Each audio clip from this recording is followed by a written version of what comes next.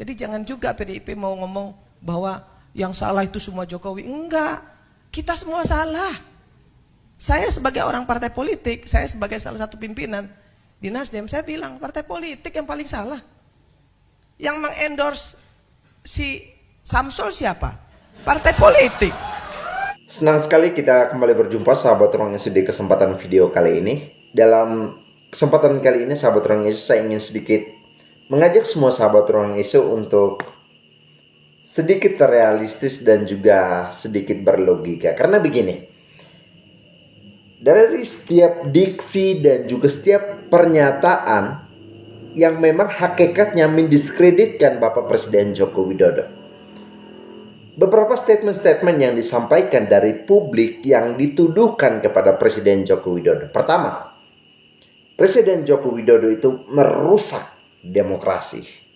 Yang kedua, Presiden Joko Widodo penjahat dari demokrasi. Oish.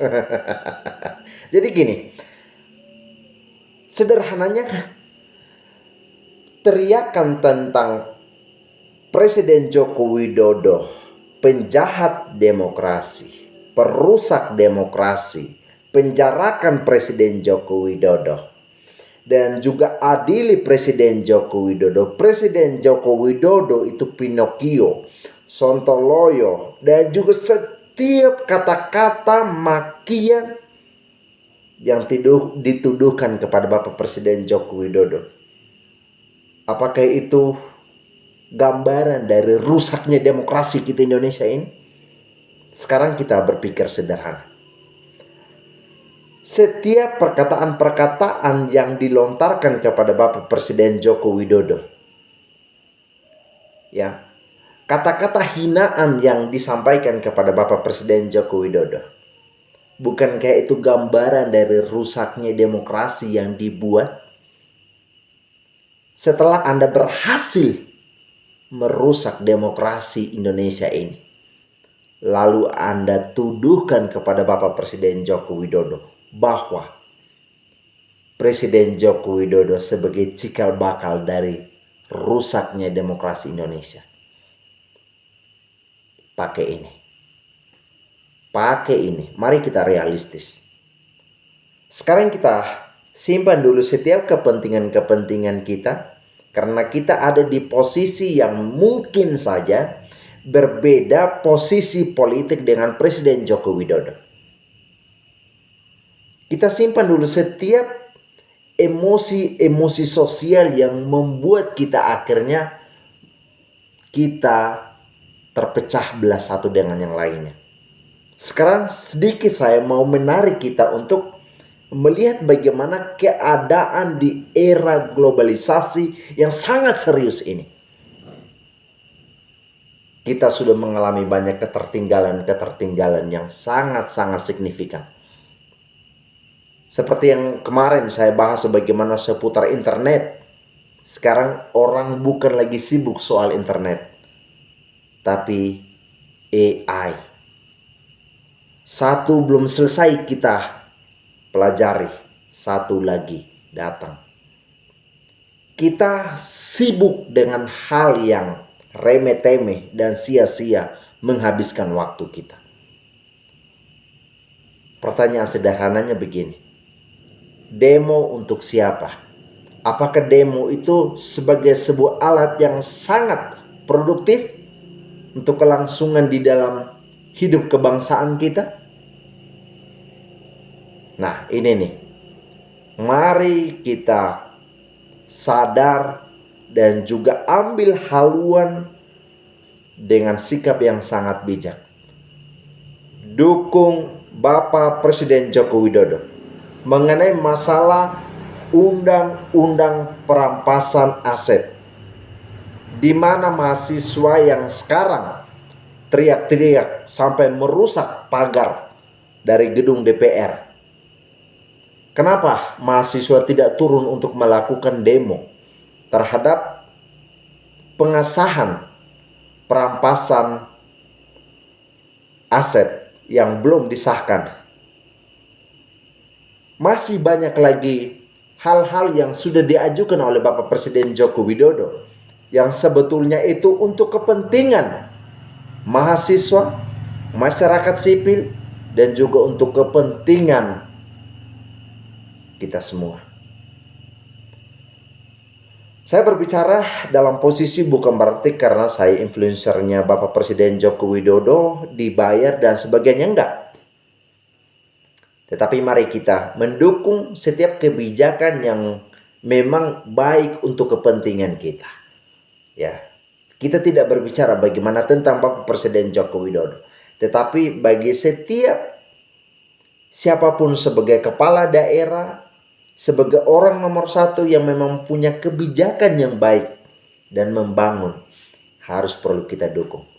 Kalau kita berbicara bagaimana kebijakan yang dipermainkan atau dengan dugaan bahwa Presiden Joko Widodo membuat kong kali kong supaya anaknya Kaisang ini bisa maju di dalam mengikuti pencalonan gubernur.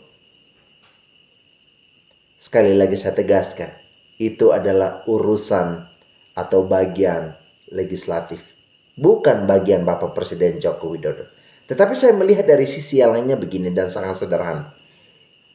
Majunya Gibran Rakabuming Raka yang sekarang sudah berhasil dipilih sebagai wakil presiden gandeng dengan Bapak Prabowo Subianto.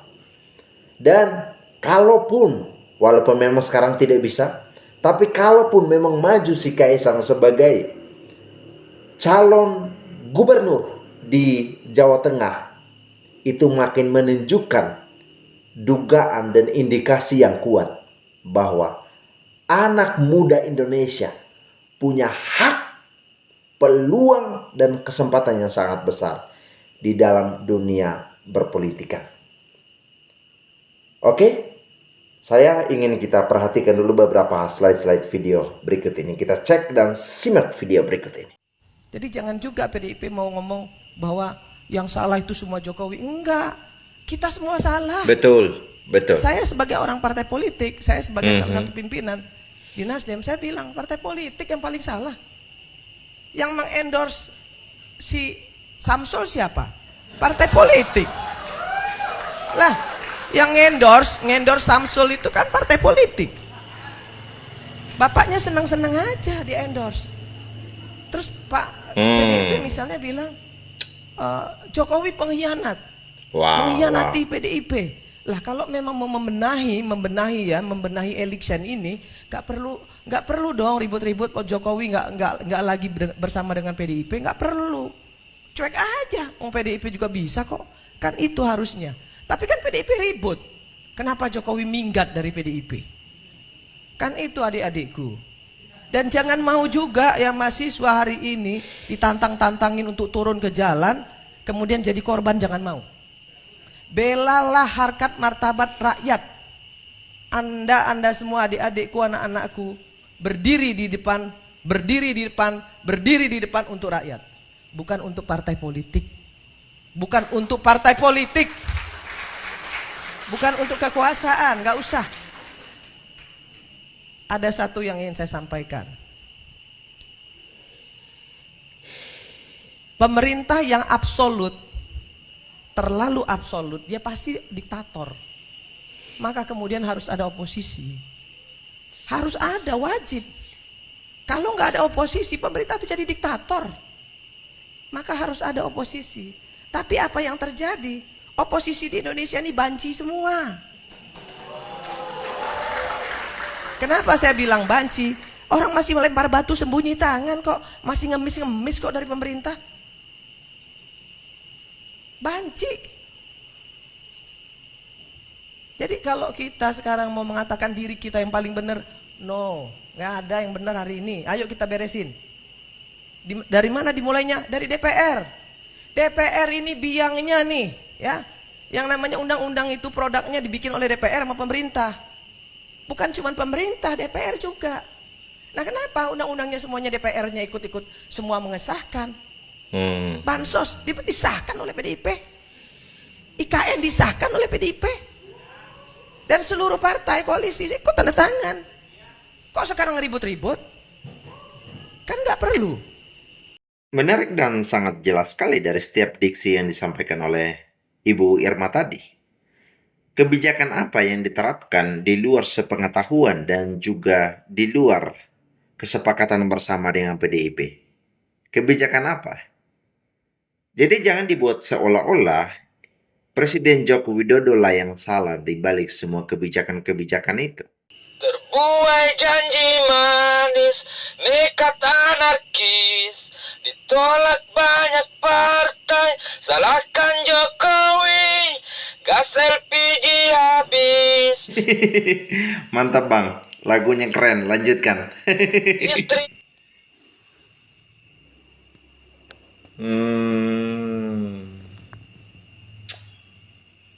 Wow, wow.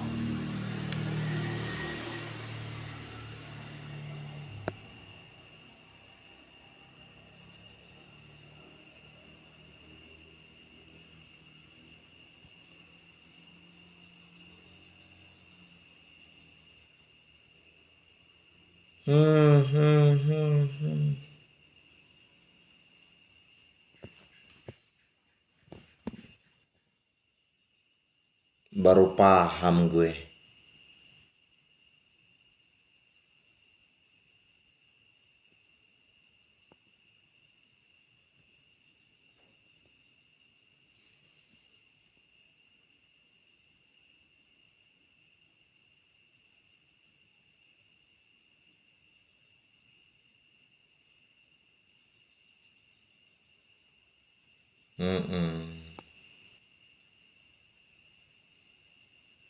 Tahu nggak kenapa sekarang banyak sekali yang teriak turunkan Jokowi?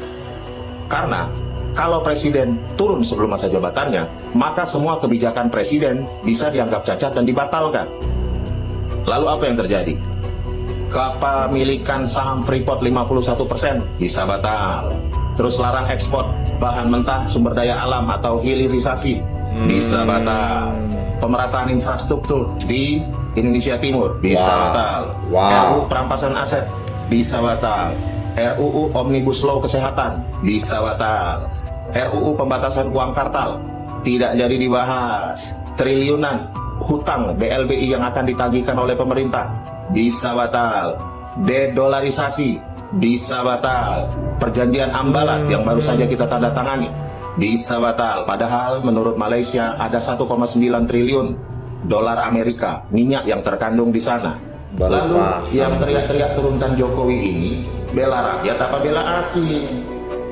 Nah yang kayak gini-gini yang harus perlu kita hati-hati. Kita memang benar-benar bela kepentingan rakyat. Kita berani pasang badan karena keadaan rakyat terzolimi. Atau memang kita sedang membela kepentingan partai atau kepentingan asing. Makanya saya sangat serius menekankan supaya jangan sampai kita terpecah belah oleh karena kepentingan-kepentingan elit politik atau kepentingan-kepentingan asing. Karena kalau misalkan kita sudah terpecah belah satu dengan yang lain, yang rugi siapa? Kita kan. Jadi disitulah jelas rusaknya demokrasi.